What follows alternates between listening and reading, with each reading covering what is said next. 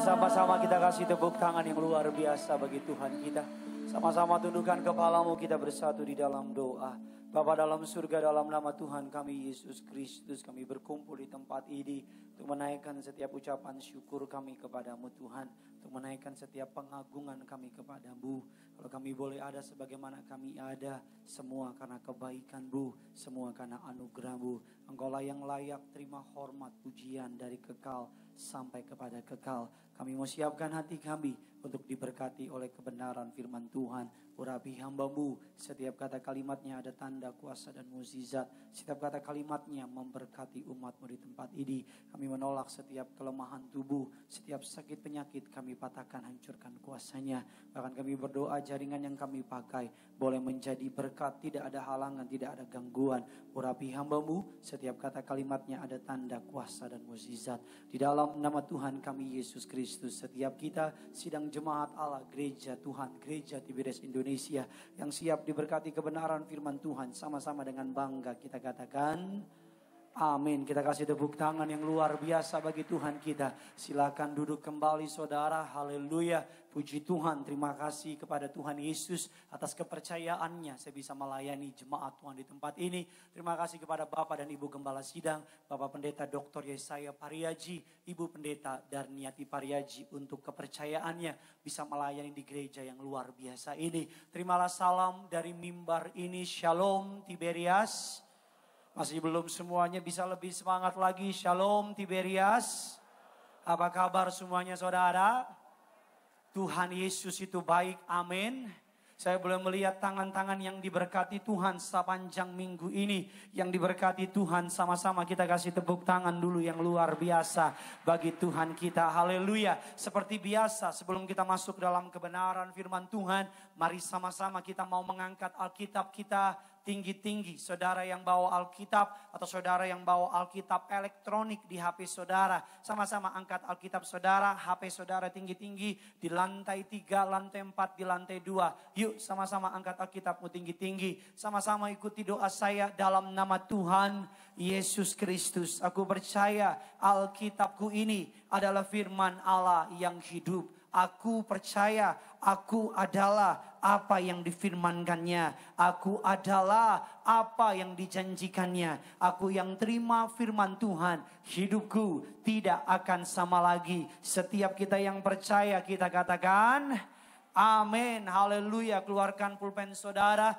keluarkan catatan saudara. Kita akan sama-sama masuk dalam serial khotbah bagian yang kedua. Dalam serial khotbah pendewasaan iman, God, where are you? Kita masuk ke dalam bagian yang kedua. Bagian yang pertama minggu lalu saya membahas bagaimana Tuhan mengizinkan kita melewati padang gurun. Sebelum Tuhan memakai saudara, Tuhan akan terlebih dahulu memproses saudara. Sebelum Tuhan mengaruniakan promosi, sebelum Tuhan menjadikan saudara bagi kemuliaan namanya, Tuhan hendak memproses saudara. Agar ketika saudara melewati proses tersebut, saudara dan saya didapati menjadi pribadi yang berkenan di hadapan Allah. Kalau Allah sudah berkenan, manusia juga pasti berkenan. Katakan amin. Dan bagian yang kedua ini kita akan membahas bagaimana respon kita di tengah padang gurun, di tengah masalah, di tengah kita menghadapi keadaan yang kurang menyenangkan. Bagaimana cara kita sebagai orang Kristen meresponinya. Saudara siap diberkati? Sama-sama kita buka dasar kebenaran firman Tuhan. Ayub 23 ayatnya yang ke-10 sampai dengan ayatnya yang ke-14. Kitab Ayub 23 ayatnya yang ke-10 sampai dengan ayatnya yang ke-14. Karena ada 4 ayat kita baca bergantian. Saya baca ayatnya yang ke-10, saudara baca ayat yang ke-11, demikian sampai dengan yang ke-14 kita bersama-sama. Yang sudah di sana, sama-sama dengan saya katakan saya pasti diberkati.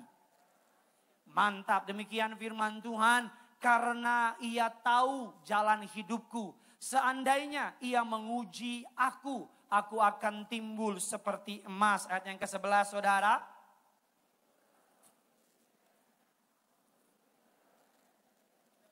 Perintah dari bibirnya tidak kulanggar. Dalam sanubariku kusimpan ucapan mulutnya. 13 saudara.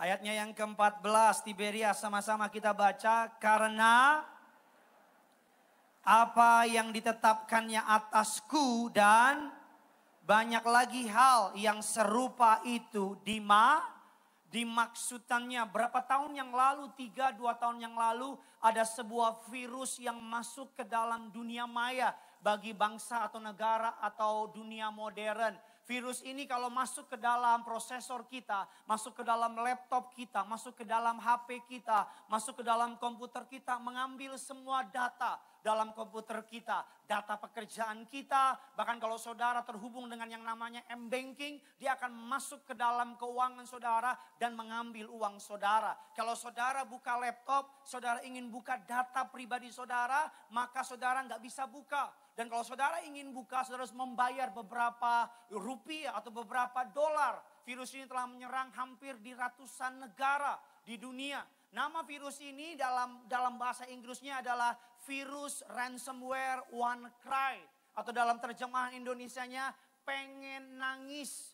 Siapapun yang kena virus ini semuanya diambil. Makanya disebut WannaCry. Pengen nangis. Mungkin saudara menatap dan berkata, Pak Pendeta, saya nggak ngerti internet. Puji Tuhan deh. Satu-satunya internet yang saya tahu adalah Indomie, telur, dan kornet, Pak Pendeta. Sisanya saya nggak tahu. Tetapi WannaCry atau virus ini bukan hanya menyerang secara dunia maya. Ada banyak di antara kita lagi duduk enak-enak di kantor. Tiba-tiba kepala personalia panggil kita. Dia bilang perusahaan sedang mengalami penurunan. Dan mau nggak mau kami harus mengurangi pegawai. Dan salah satunya Bapak yang dikurangi. Ketika kita dengar ini, kita pengen apa? Pengen nangis, WannaCry. Ketika kita lagi sayang-sayangnya sama pasangan kita, sama pacar kita. Ketika kita lihat dia di mall, dia bilang dia lagi tidur, ngantuk. Ketika kita lihat di mall, dia lagi belai-belayan sama kuntilanak lain. Kita lihat itu lagi sayang-sayangnya, kita WannaCry, pengen nangis. Ketika kita udah WA panjang-panjang, kasih perhatian panjang-panjang, kita nggak dibalas, cuman di-read kayak koran. Kita pengen nangis. Ada banyak di antara kita yang tidak siap dengan keadaan yang sedang terjadi di sekitar kita. Ada banyak hal yang membuat kita kena virus WannaCry, pengen nangis. Alkitab katakan ada sebuah tokoh di Alkitab namanya Ayub. Alkitab katakan dia saleh, dia baik, dia rajin, dia dipuji oleh Allah. Tetapi sekalipun Ayub orang yang saleh mengalami masalah yang super hebat. Alkitab katakan seluruh hartanya, kambing dombanya dirampok oleh orang. Dalam tempo semalam Ayub menjadi orang miskin. Alkitab juga katakan anak-anaknya dalam tempo 1 hari mati semua. Bahkan gak cukup sampai di situ. Bukan aja hartanya diambil, anaknya mati semua. Alkitab katakan Ayub saudara badannya penuh dengan borok. Sampai harus mecahin beling, garok boroknya dengan beling tersebut. Pagar perlindungan dari Allah ditarik atas Ayub. Dan Ayub mengalami banyak masalah. Ayub mengalami banyak pencobaan. Ayub mengalami banyak proses. Tetapi sekalipun masalahnya super hebat, Ayub tetap tabah. Alkitab katakan demikian, Ayub 1 ayatnya yang ke-20 sampai dengan ayatnya yang ke-22. Yuk sama-sama kita baca. Maka lalu mengoyak dan mencukur, kemudian sujudlah ia dan katanya 21 sama-sama. Dengan telanjang juga Tuhan yang memberi, terpujilah. Ayat 22 sama-sama kita baca. Dalam Ayub tidak menuduh Allah berbuat yang kurang patut. Kita lompat Ayub 42 ayatnya yang ke-10. Ayub tidak menuduh Allah yang macam-macam. Ayub tidak berburuk sangka sama Allah. Bahkan Ayub tidak mengatakan Allah salah melakukan sesuatu sama dia. Ayub 42 ayatnya yang ke-10. Lalu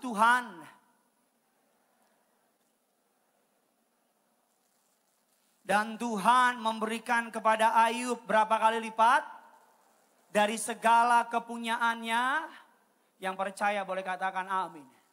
Saya rasa kalau banyak di antara kita mengalami apa yang Ayub alami, kemalangannya progresif, bukan berkat yang progresif, kemalangannya progresif, kesusahannya progresif. Ada jemaat datang sama saya baru punya utang beberapa juta doang saudara. Pak Pendeta saya ini Ayub jilid 2 katanya.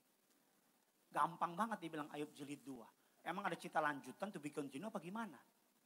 Ada banyak di antara kita kalau kita mengalami apa yang Ayub alami, saya rasa kita mundur dari iman Kristen kita. Ayub tidak melakukan dosa, Ayub tidak melakukan kesalahan. Mungkin Ayub berkata, Tuhan, adakah engkau tidak melihat kesetiaanku? Adakah engkau tidak melihat setiap jam 2 siang aku antri ke Gading Nias ikut pendeta boyband Korea. Koreanya harus gede. Tiap minggu saya antri parkir sampai di senter jalan kaki kemari. Demi ibadah, pakai masker udah gak bisa napas lagi tapi demi masuk ibadah. Disemprot udah kayak tumbuhan. Saya datang tapi ada masalah. Kalau Ayub bisa melewati masalah dan Ayub bisa mengalami pemulihan dari Allah. Saudara, hari ini engkau yang mengalami masalah. Kalau engkau mengikuti Ayub, engkau juga akan mengalami pemulihan. Saya rasa gak ada di antara kita. Oh, ayo tepuk tangan deh silakan. Sampai kaget saya. Saya rasa gak ada di antara kita yang mengalami apa yang Ayub alami. Saya rasa gak ada di antara kita yang diproses seperti Ayub. Saya rasa gak ada. Karena saya rasa setiap kita mohon maaf ya baru putus cinta aja langsung Tuhan mana. Tuhan bilang najis lu. Baru baliho diturunin udah marah. Yang tahu aja. Kalau yang nggak tahu kita lewati. Pokoknya NKRI harga mati, merdeka.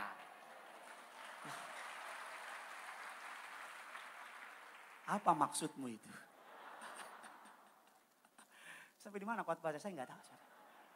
Kita akan belajar bagaimana cara kita meresponi masalah. Bagaimana cara kita how to respond. Bagaimana cara kita merespon melewati padang gurun. Tiberias, Gading Nias dan di rumah. Saudara siap diberkati? Kasih tepuk tangan dulu buat Tuhan kita saudara.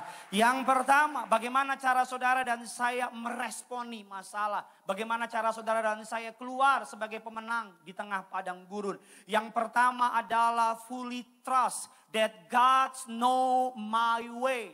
Memiliki keyakinan penuh bahwa Tuhan tahu jalan hidupku. Sama-sama bilang sama saya, Tuhan tahu. Sama-sama bilang sama saya, Tuhan tahu apa yang dirancangkannya atasku. Saya mau tanya sama saudara, lebih penting mana saudara yang tahu apa Tuhan yang tahu? Karena kalau kita tahu kita bisa buat apa? Kalau kita tahu bos kita mau pecat kita bisa buat apa? Kalau kita tahu orang yang kita sayang mau putusin kita bisa buat apa? Kalau kita tahu ada banyak hal yang terjadi, kita nggak bisa buat apa-apa. Lebih penting Tuhan tahu, sekalipun kita nggak tahu. Karena kalaupun kita tahu, kita belum tentu mau percaya. Kalaupun kita tahu, kita belum tentu mau taat. Kalaupun kita tahu, belum tentu kita mau beriman. Tapi sekalipun kita tidak tahu, ada banyak jemaat tanya sama saya, Pak Pendeta, kapan pandemi berakhir? Tolong tanya sama Tuhan. Saya bilang, lo aja yang nanya. Isunya bukan kapan pandemi berakhir. Tapi sekalipun pandemi berlanjut sampai tahun depan. Kita punya iman. Berkat kebaikan pemeliharaan Allah. Tidak akan pernah putus atas saudara dan saya. Katakan amin. Isunya bukan kapan pandemi berakhir. Isunya Tuhan tahu bakal ada coronavirus. Tuhan tahu akan ada masalah. Tuhan tahu itu jauh lebih penting daripada kita tahu. Katakan amin. Hari-hari ini ada banyak orang pengen tahu masa depan. Makanya banyak orang suka lihat rasi-rasi bintang. Dia lihat apa kata bintang hari ini. Enggak, jangan ketawa, lu pelaku kan. Sagittarius sakit karena tak diurus. Dia lihat lagi Gemini, saya nggak ada terjemahannya. Gemini, Cancer, Taurus dan sebagainya. Dia lihat apa pergi ke dukun-dukun. Tanya kata Mbak Dukun, kapan waktu terbaik untuk usaha? Mbak Dukun, apa pasangan hidup saya? Siapa orangnya? Tolong liatin orangnya. Kata Mbak Dukun, gue aja jomblo. Lo tanya-tanya sama gue katanya. Kita pengen tahu masa depan. Kita tanya apa pasangan kita. Dukunnya bilang pasanganmu tingginya 180 meter. 1 cm. Meter mah gunung. 180 meter tinggi putih. Mulai hari itu kita laki-laki yang pendekar, pendek dan kekar kita lewati. kita cari yang 180. Saya mau bilang sama saudara, lebih penting Tuhan tahu daripada kita tahu. Hari ini mungkin kau nggak tahu apa yang sedang kau alami. Hari ini mungkin kau bertanya-tanya, berapa lama lagi Tuhan? Hari ini mungkin kau berkata, kok ikut Tuhan banyak masalah sih? Kok ikut Tuhan kayaknya banyak tantangan sih? Dulu waktu aku jauh dari Tuhan kayaknya hidup enak aja tuh. Dulu orang-orang hidupnya ngaco kayaknya aman-aman aja tuh. Tapi semenjak gue rajin ke Gading Nias, gue rajin ikut pendalaman Alkitab, pendalaman iman dan pendalaman-pendalaman yang lainnya. Kok masalah jadi banyak? Sudah pernah mikir kayak gitu gak? Oh suci kudus semua ya? Oh hebat ya. Udah ada lingkaran di atas ya. Jalan udah gak napak lagi ya. Ketemu darah Yesus gitu. Peres ngana ya. Saya mau bilang sama saudara. Kalaupun kita tahu, kita belum tentu mau taat. Kalaupun kita tahu, kita belum tentu mau percaya. Ada orang tanya, Tuhan siapa jodoh saya? Tuhan kasih lihat jodohnya.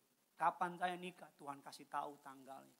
Apakah saya punya anak? Tuhan kasih mimpi penyerahan anak. Anak sebasa jadi apa? Tuhan kasih lihat anaknya usia 5 tahun. Anaknya kena demam berdarah. Anaknya meninggal. Ketika orang ini tahu bahwa anaknya akan meninggal. Ketika dia lihat anaknya umur 1 tahun, hatinya hancur hati. Anaknya 2 tahun, tambah hancur hati. Makin mendekat usia 5 tahun, makin hancur hati. Karena dia tahu dia akan terpisah dari anaknya. Seringkali dalam hidup ini kita nggak tahu apa yang terjadi. Tapi kalau kita nggak tahu, nggak penting. Yang penting Tuhan tahu. Bilang kiri kanan saudara, yang penting Tuhan tahu. Bilang kiri kanan, lo gak tahu gak apa-apa. Amin saudara. Yang penting siapa yang tahu? Tuhan yang tahu. Saya ada dengar cerita, ada percakapan dari 4 batu imajiner. 4 batu ini mereka lagi ngopi-ngopi cantik saudara. Mereka lagi nongkrong. Di tengah-tengah keempat batu ini diambil salah satunya sama tukang pahat. Diambil batunya dan batu ini saudara dipukul, dibentuk, dipahat dan ditaruh lagi. Diambil lagi, dipukul, dibentuk, dipahat dan ditaruh lagi. Diambil lagi, dipukul, dibentuk, dipahat dan ditaruh lagi. Ketika ditaruh, ketiga batu ini mendekati batu yang dipukul, dibentuk dan dipahat. Dia bilang, kok kamu doang sih yang diambil? Kok tiap hari kamu dipukul, dibentuk, dipahat? Kamu salah apa? Kamu dosa apa? Batu ini bilang, saya juga nggak tahu. Kenapa cuman saya? Saya juga nggak paham. Kenapa saya yang tiap hari disakiti? Kenapa yang tiap hari saya dipukul, dibentuk, dipahat, dan diambil lagi sama tukang pahat? Berminggu-minggu, berbulan-bulan, sampai bertahun-tahun. Batu yang tadinya tidak memiliki harga. Batu yang tadinya tidak berharga, batu yang tadinya tidak memiliki nilai yang penting, ketika dipukul, dibentuk, dipahat, menjadi batu yang berharga. Menjadi batu yang sangat amat sangat mahal, karena telah melewati proses. Awalnya dia nggak tahu, awalnya dia nggak ngerti, awalnya dia ngerasa Tuhan nggak adil sama dia. Yang lain kok nggak diproses, cuman saya yang diproses. Yang lain kayaknya enak-enak aja hidupnya. Cuman saya yang dikit-dikit ada masalah, dikit-dikit ada tantangan, dikit-dikit ada beban, dikit-dikit ada fitnah, dikit-dikit orang ngomongin, dikit-dikit selalu ada masalah hidup saya. Tanpa dia sadari, Tuhan sedang mempersiapkan dia untuk beroleh kemuliaan dari Tuhan. Amin. Besi, kalau cuman untuk jadi besi kosongan atau rongsokan, gak ada nilainya. Besi ketika diproses singkat, jadi besi buat makanan. Diproses lebih lama lagi, jadi pagar. Lebih lama lagi diproses, jadi jam yang mahal, harganya miliaran rupiah. Semakin lama Tuhan proses saudara, bukan semakin dia benci sama saudara, tapi semakin engkau indah dibuat oleh Tuhan untuk kemuliaan bagi namanya. Yang percaya katakan amin. Kalau Allah membuat engkau menanti hari ini, kalau Allah membuat engkau menunggu hari ini, kalau engkau melihat hidupmu lebih banyak badai dari orang lain, kalau engkau melihat hidupmu lebih banyak masalah dari orang lain, kalau engkau melihat hidupmu gak pernah tenang karena selalu ada masalah yang datang, percayalah Tuhan sedang membentuk engkau. Amin saudara. Dengan pemahaman Allah tahu apa yang sedang dia perbuat sama saudara. Sama-sama bilang sama saya, Allah tahu. Di mana-mana dalam film jagoan kalah dulu, katakan amin. Nggak pernah jagoan langsung menang. Film langsung menang, nggak ada yang mau nonton. Awalnya jagoan apa? Kalah dulu, apalagi film India. Dia lihat pohon, dia joget dulu. Film-film kungfu saudara lihat, jagoan kalah dulu, awalnya sial. Awalnya susah, awalnya ngaco deh. Tapi ketika dia kalah, dia jatuh ke jurang, tiba-tiba di jurang ketemu sama burung Raja Wali. Dan ada kitab di situ. Bagaimana cara memasak nasi? Oh bukan. Kitab saksi. Dia belajar sama Raja Wali. Set. Dia naik ke atas. Set. 1, 2, 3. Mantap. Dia naik ke atas. Tangannya udah buntung. Dia bertarung. Dia nyanyi. Siapa yang ketawa sama usianya sama saya. Amin. Tuhan tahu apa yang sedang dia perbuat sama saudara. Pemahaman bahwa Allah mengetahui jalan hidup kita akan membuat kita percaya dia sedang melakukan perkara yang indah buat saudara dan saya. Yang kedua, bagaimana cara kita meresponi padang gurun dalam hidup kita. Ini kesukaan saya. Yang pertama, memiliki keyakinan bahwa Tuhan tahu jalan hidup kita. Yang kedua, ini kesukaan saya. Bagaimana cara kita meresponi padang gurun dalam kehidupan kita. Yang kedua adalah not complaining and murmuring. Tidak mengeluh, tidak bersungut-sungut atau menggerutu. Bilangan 11 ayatnya yang pertama. Bilangan 11 ayatnya yang pertama. Tiberias, Gadinias dan yang di rumah. Yuk sama-sama kita baca. 3, 2, 1, iya.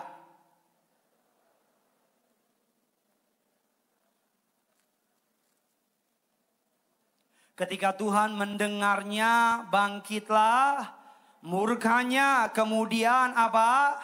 Menyalalah api Tuhan di antara mereka dan merajalelalah di tepi tempat perkemahan. Mengapa Allah tidak pernah menyukai orang yang bersungut-sungut? Mengapa dosa bersungut-sungut menjadi dosa yang cukup vital di hadapan Allah?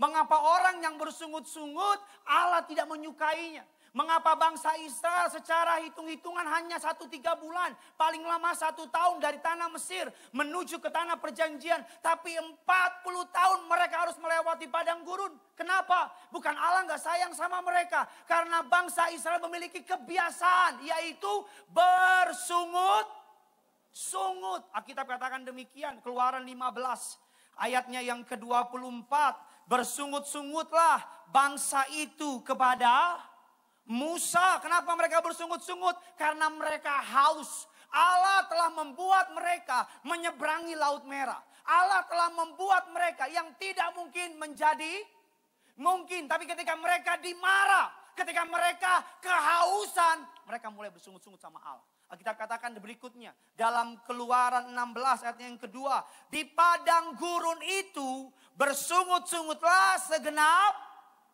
jemaat Israel. Mengapa mereka bersungut-sungut? Karena mereka bosan makan mana. Mereka pengen makan yang lain. Mereka menganggap Allah tidak dapat mengurus mereka. Yang ketiga dikatakan bilangan 11 ayat pertama. Pada suatu kali bangsa itu bersungut-sungut di hadapan Tuhan. Mengapa mereka bersungut-sungut? Karena mereka bersungut-sungut karena nasib buruk mereka. Mengapa bersungut-sungut menjadi sikap yang tidak menyenangkan di hadapan Allah? Bahkan saya buktikan sama saudara dalam 1 Korintus 10. Ayatnya yang 1 sama dengan ayatnya yang ke-10. Dosa bersungut-sungut dicatat sebagai dosa yang salah satu dosa yang Allah benci. Dalam 1 Korintus 10 ayatnya yang pertama sampai dengan ayat yang ke-10. Paulus mengkategorikan dosa yang harus menjadi peringatan buat kita. Yang pertama adalah hawa nafsu. Yang kedua adalah percabulan. Yang ketiga penyembahan berhala. Yang keempat mencobai Tuhan. Dosa yang kelima yang kelihatannya sepele. Not a big deal. Bukan hal yang besar, cuman menggerutu, cuman complaining, cuman murmuring, cuman bersungut-sungut. Tapi Allah taruh dalam dosa 5 besar yang Allah tulis tentang bangsa Israel. Mengapa bersungut-sungut Allah tidak suka? Karena bersungut-sungut adalah tuduhan terhadap karakter Allah. Karena bersungut-sungut kita bilang sama Tuhan, Tuhan kok gak bisa urus hidupku ya? Tuhan kok gak bisa ya urus kerjaanku ya? Kalau Tuhan gak bisa jadi Tuhan, turun deh, gue gantian jadi Tuhan. Kan orang yang bersungut-sungut gitu kan. Saya pelajari bersungut-sungut yang pertama, mengapa Allah tidak suka orang yang bersungut-sungut. Yang pertama, berdasarkan bilangan 11 ayat yang keempat, bersungut-sungut memiliki sifat menular yang luar biasa. Saudara baca nanti di rumah. Walaupun saya nggak yakin saudara baca apa enggak. Bilangan 11 ayat 1, bilangan 12. Awalnya yang bersungut-sungut orang yang di tepi perkemahan. Tapi dari tepi perkemahan, masuk ke dalam tepi perkemahan, masuk ke dalam perkemahan sampai semua orang bangsa Israel bersungut-sungut. Orang yang bersungut-sungut, jauhi orang-orang yang bersungut-sungut. Katakan amin. Orang yang suka ngeluh, jauhin orang model begitu. Karena orang yang bersungut-sungut, orang yang suka mengeluh selalu punya masalah di tengah berkat. Selalu melihat beban di tengah yang namanya pertolongan. Panas banget nih, mataharinya 2 nih, 2. Giliran hujan, hujan mulu. Macet mulu Jakarta. Giliran gak macet, tumben gak macet. Sampai Tuhan bilang, lu maunya apa sih? Hujan salah, macet salah, apa salah. Tumben nih Nias nih. Ibadah online, online mulu, bosen gue. Pengen dong ibadah tatap muka. Gini ibadah tatap muka, pakai masker, gak bisa tatap muka gue nih. Semuanya serba salah. Orang yang model begitu ya, dia selalu punya cara untuk merusak hari kita. Dia selalu gak akan pernah bisa mengucap syukur. Hari ini saya mau bilang sama saudara. Jangan pernah bersungut-sungut. Katakan amin. Bersungut-sungut memiliki sifat menular yang luar biasa. Yang kedua, bersungut-sungut mendistorsi perspektif hidup kita. Saudara, membuat saudara dan saya jauh dari rencana Tuhan. Kita buka dasar kebenaran firman Tuhan. Bilangan 11 ayatnya yang kelima. Sama-sama yuk kita baca. Bilangan 11 ayatnya yang kelima. Saya buktikan sama saudara apa yang bermaksud dengan bersungut-sungut membuat kita jauh dari rencana Tuhan. Bilangan 11 ayatnya yang kelima. Bisa tolong ditampilkan? Yuk sama-sama kita baca. 3, ada ayatnya di bawah kecil. 3, 2, 1 ya. Kita kepada ikan yang kita makan di Mesir dengan tidak bayar apa-apa. Padahal faktanya mereka membayar dengan mereka menjadi budak. Tapi mereka bilang tidak membayar apa-apa. Kepada apa? Mentimun dan semangka, bawang, bawang putih. Tetapi sekarang kita apa? Allah membuat mereka keluar dari tanah Mesir. Allah membuat mereka keluar dari perbudakan. Tapi ketika mereka menuju ke tanah perjanjian, mereka mengingat masa mereka jadi perbudakan. Saudara bayangin deh, saudara menikah dengan seorang pria. Udah menikah, saudara udah urus dia, udah cuci piring, udah kasih anak, udah kasih makan, itu udah rapi. Tiba-tiba di kamar dia bilang, gue inget sama mantan gue waktu gue kuliah. Hidup sama dia enak. Apa perasaan saudara? Saya pasti buru-buru ke dapur, bikin kopi, kasih sianida. Saudara bilang, sayang ini kopi. Ih kamu baik banget, minum dulu dong. Sampai habis. Giliran dia minum, mati ngana. Saudara bayangin, Allah membuat mereka keluar dari tanah Mesir. Allah membuat mereka keluar dari perbudakan. Allah membuat mereka keluar dari ketakutan. Di tengah menuju ke tanah perjanjian, mereka mengeluh kepada Allah. Mirip kayak kita ya. Allah udah tolong, Allah sudah bela, Allah sudah promosikan. Karena cuma masalah satu kejadian aja, bibir kita langsung bimoli. Bibir moncong 5 senti. Baik-baik lo gak balik. Bersungut-sungut. Karena bersungut-sungut ada banyak orang gak bisa melihat berkat Tuhan. Bersungut-sungut seperti apa sih? Katanya Tuhan, kok saya punya masalah? Katanya ikut Yesus gak susah. Kok saya susah? Katanya, maaf yang di atas saya gak maksud. Karena mungkin nengok ke bawah, Tuhan kan di atas. Katanya minyak anggur. Saya susah tuh. Katanya gak sakit. Saya sakit. Bersungut-sungut. Perbedaan antara bersungut-sungut dengan meratap, apa bedanya? Bersungut-sungut atau mengeluh adalah tuduhan terhadap Tuhan yang menyaksikan karakternya. Bersungut-sungut, mengeluh. Kalau memang Tuhan, tolong aku dong.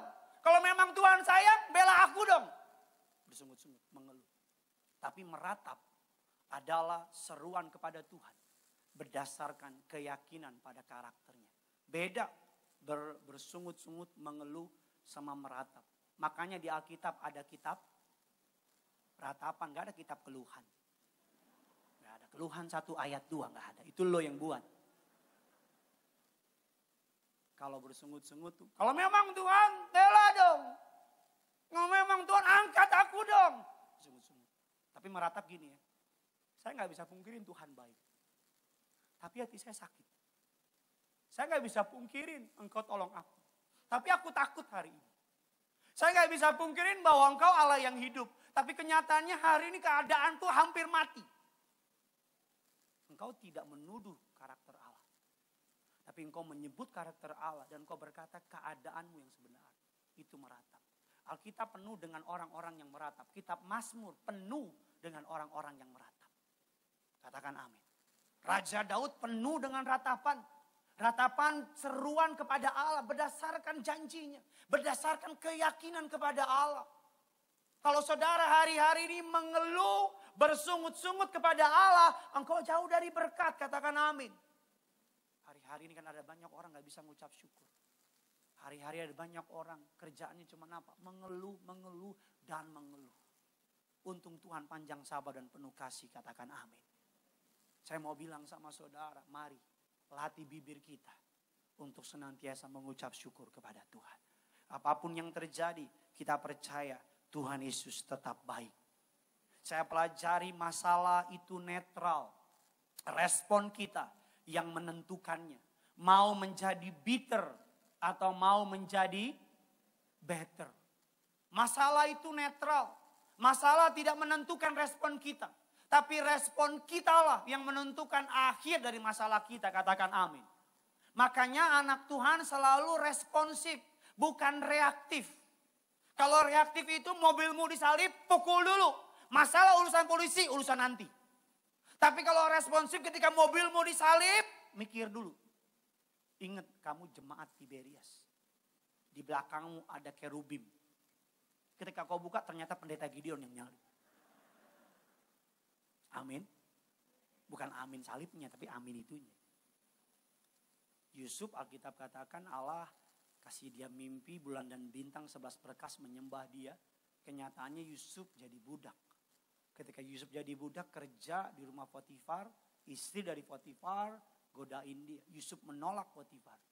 Alkitab katakan kenyataannya apa? Yusuf di penjara. Kalau Yusuf bitter, kalau Yusuf pahit sama Allah, kalau Yusuf kecewa sama Allah, ketika juru minum atau juru roti meminta mimpi, aku bermimpi demikian, Yusuf akan bilang, mimpi cuma bunga tidur.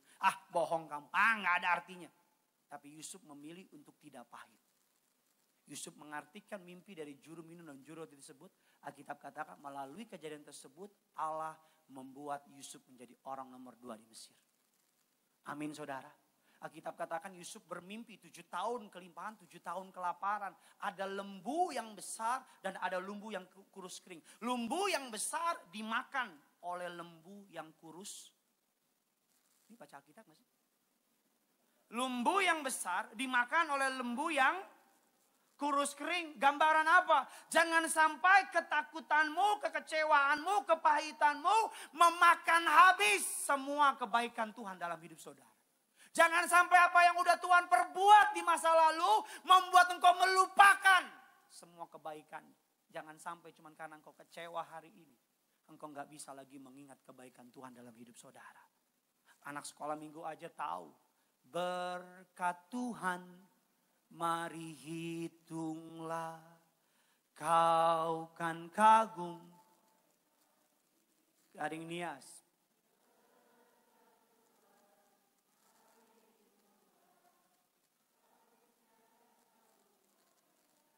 Kasih tepuk tangan dulu buat Tuhan kita.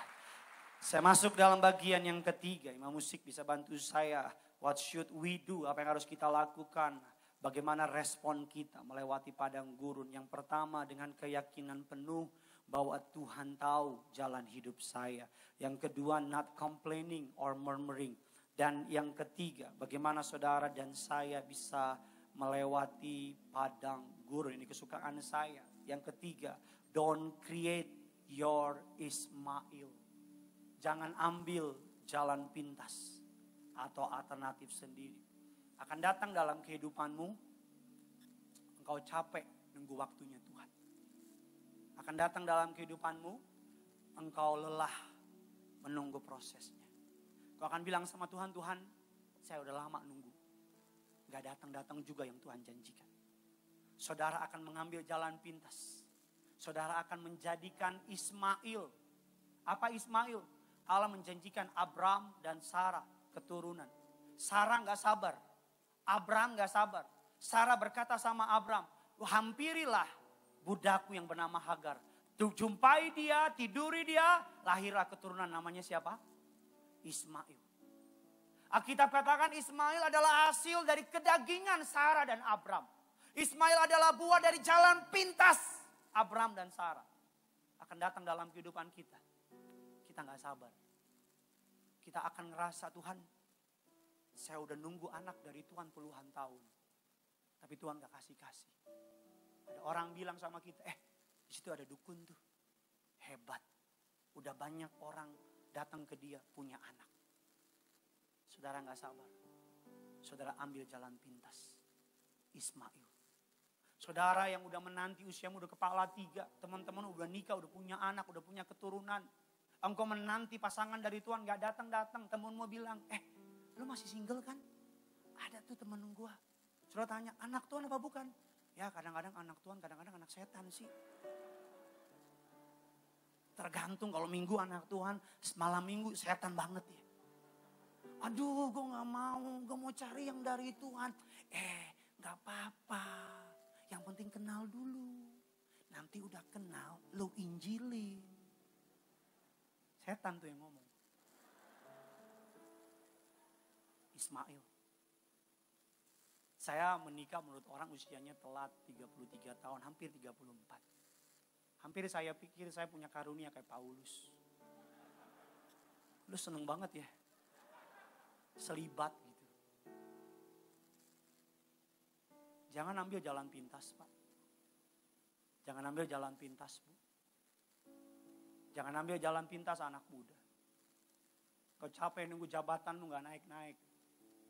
Kau ambil jalan pintas. Engkau capek menunggu pasangan yang dari Tuhan. Siap aja lo hajar. Padahal kalau engkau sabar, engkau turun dari gading Nias. Tuhan berikan aku pasangan pria yang takut akan Tuhan. Engkau turun ke bawah, ada pria berkuda putih. Dia bilang, ikut aku Adinda.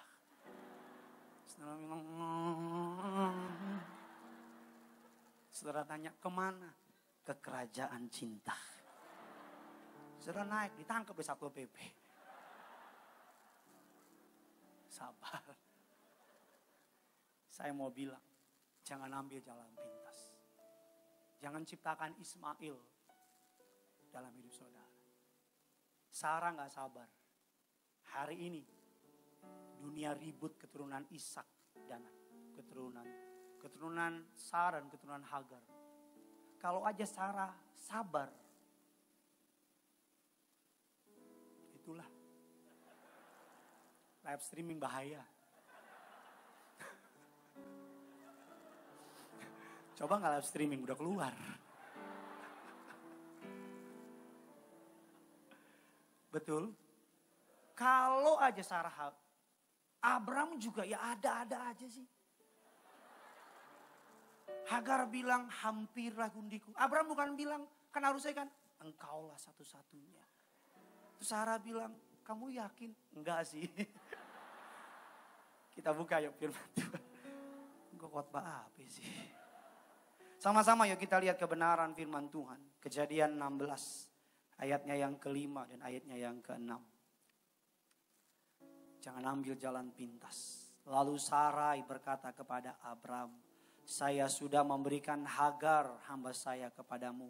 Sejak ia tahu bahwa ia mengandung, ia meremehkan saya. Kita baca lagi saudara ayatnya yang semoga Tuhan memutuskan perkara ini antara engkau dan saya? Jawab ayatnya yang ke-6, sama-sama kita baca. 3, 2, 1, ya. Jawab Abram, baiklah dia hambamu, engkau berkuasa atas dia, perlakukanlah dia semaumu. Lalu apa? Sarah memperlakukan Hagar dengan sangat kejam sehingga ia apa? Apa yang saudara putuskan dari kedagingan, saudara akan tanggung seumur hidup saudara. Apa yang saudara putuskan. Hari-hari ini banyak orang gak mau sabar. Hari-hari ada banyak orang gak mau nunggu. Padahal Tuhan sedang siapkan. Seperti saya bilang di awal khotbah saya.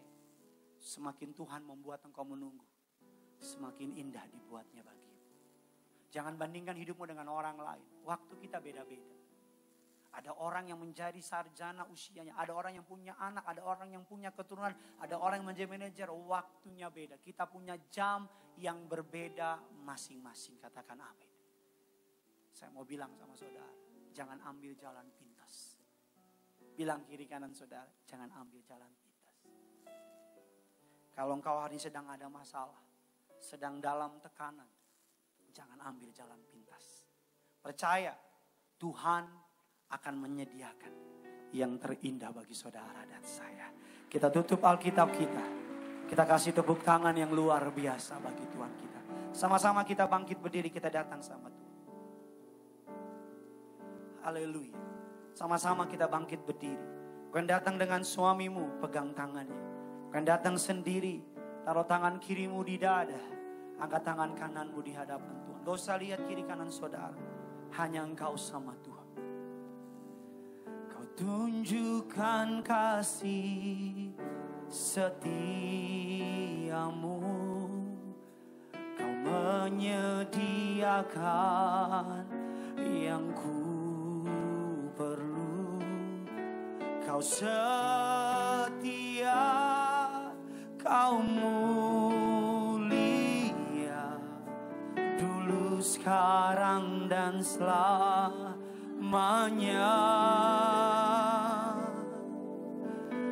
Tunjukkan kasih, kau menyediakan,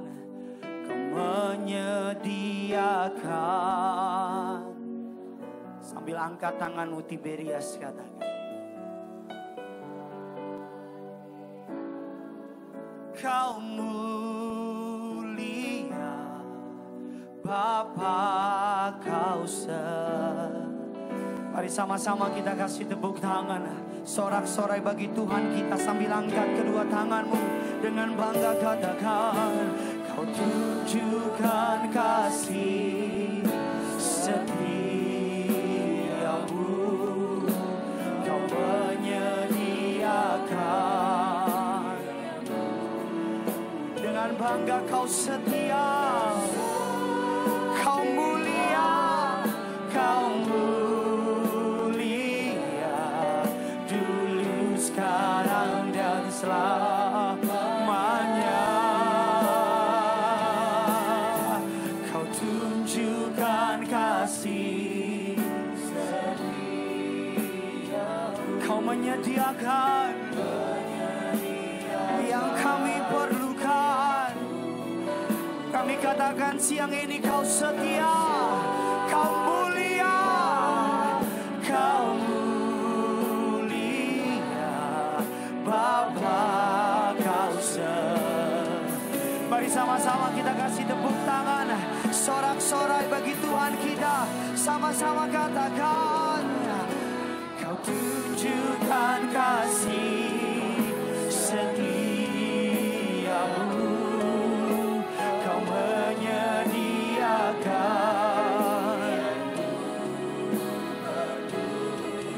kau menyediakan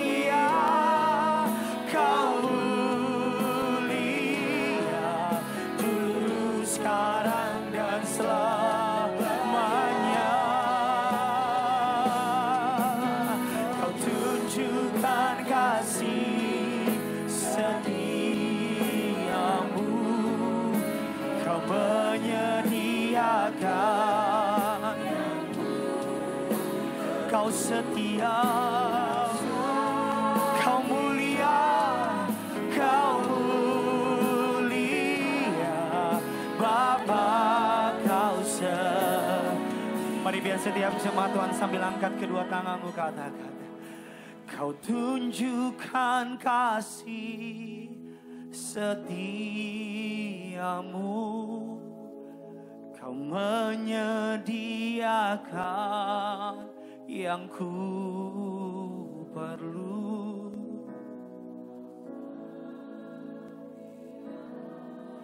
Kau mulia dulu, sekarang, dan jadikan lagu ini sebagai iman percaya saudara sama Tuhan. Kau tunjukkan kasih, Kau menyediakan yang ku perlu. Siang hari ini kami angkat tangan, kami katakan,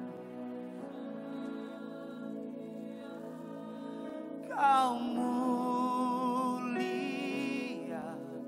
Bapa Kau hanya jemaat Tuhan sambil angkat kedua tangan, katakan, Kau tunjukkan, Kau tunjukkan kasih di lantai 3, di lantai 4, di lantai 2.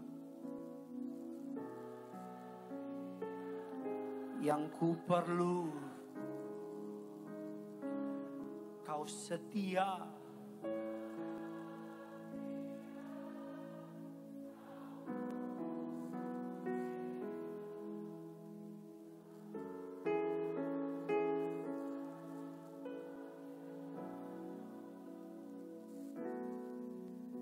Kau tunjukkan kasih.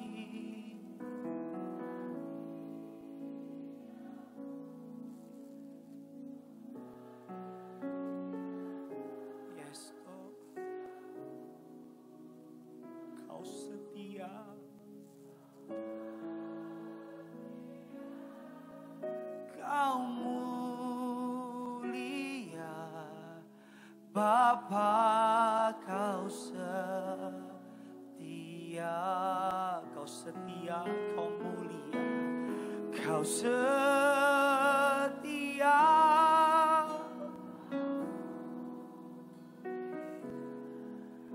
Bapa Kau setia.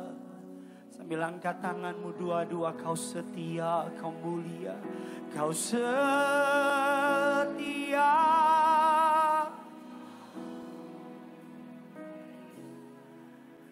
Bapa Kau setia.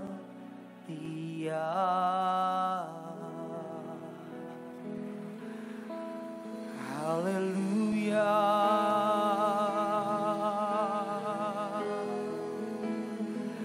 Oh Allah yang setia.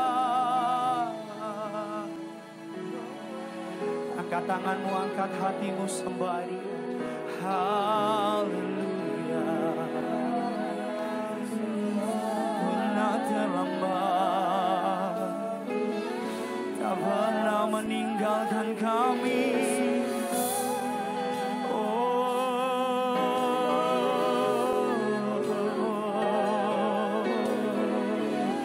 Kau tunjukkan kasih setiamu, Tuhan. Haleluya.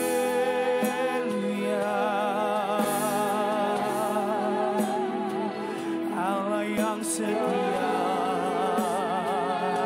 Allah yang setia.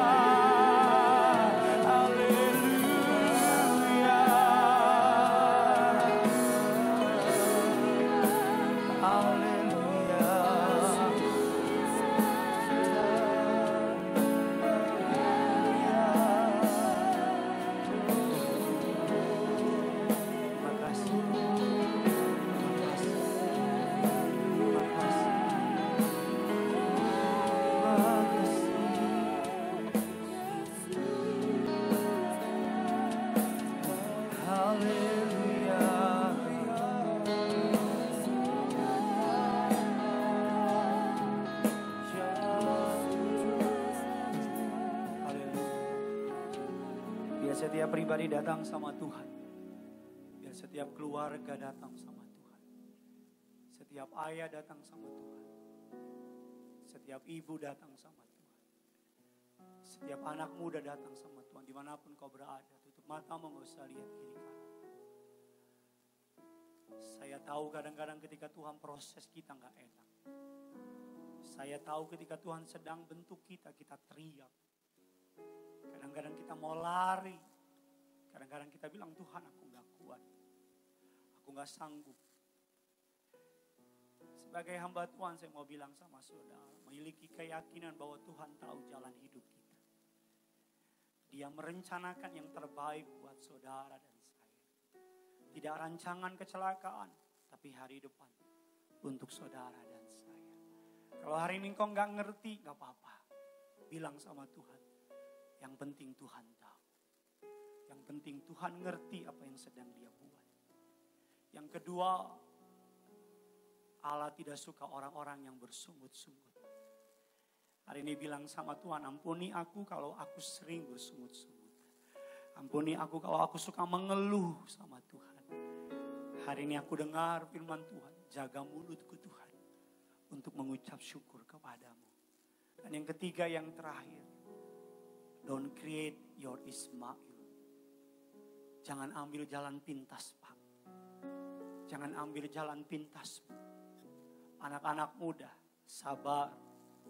Jangan ambil jalan pintas.